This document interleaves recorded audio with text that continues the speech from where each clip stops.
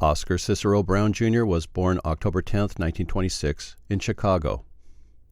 He was the eldest of two children born to Oscar Brown, a prominent lawyer and real estate agent, and his wife Helen Clark Brown, a schoolteacher. While perhaps best known as a jazz vocalist, songwriter, and composer, Brown should be understood for fusing art with activism and social commentary to highlight the hypocrisy and racial injustice he saw and experienced in the United States.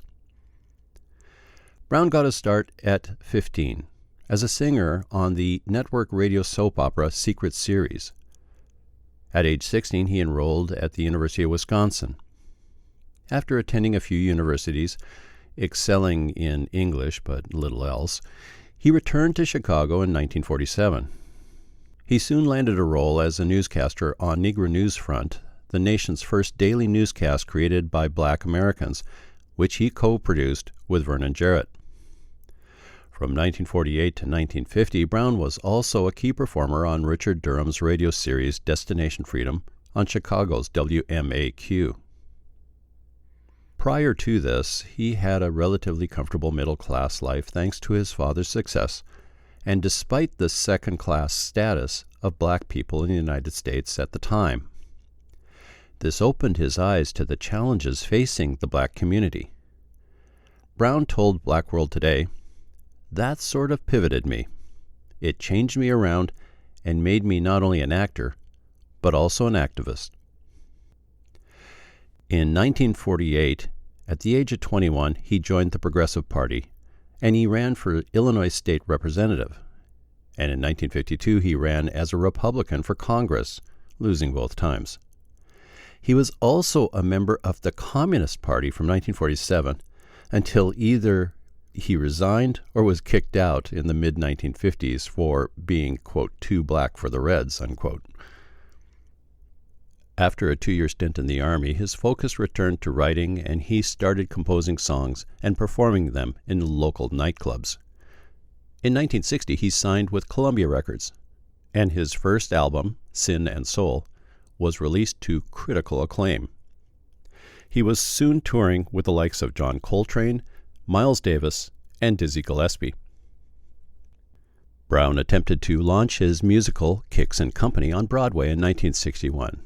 Even managing to get NBC's Today Show to dedicate a 2-hour program to it. It never made it to Broadway, but it did have a brief run in Chicago later that year.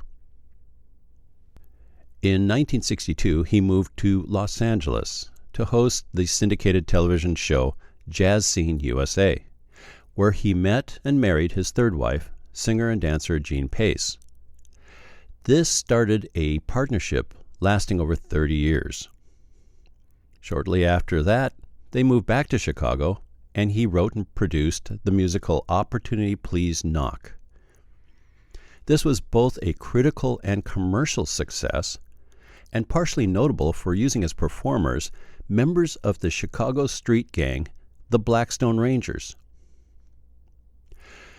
Brown continued to write and record several albums, as well as writing plays and musicals. One of his most successful ones was Buck White, starring Muhammad Ali in the title role, and exploring themes of black power and militancy. In later years, he was an artist in residency at several colleges and universities while he continued to write and perform. He also regularly appeared on television, hosting the PBS series From Jump Street, The Story of Black Music, appearing as a regular on Brewster's Place, and had a recurring role as a jazz pianist on Rock. Brown won several awards over the years, including TV Emmy Awards, the Paul Robeson Award, and he was inducted into the Black Writers Hall of Fame in 2002. On May 29, 2005, Brown died in his hometown of Chicago from osteomyelitis. He was 78. Information for this biography was taken from Brief Biography's website, the African American Registry website, National Visionary Leadership Project, the New York Times, The Guardian, and from Wikipedia.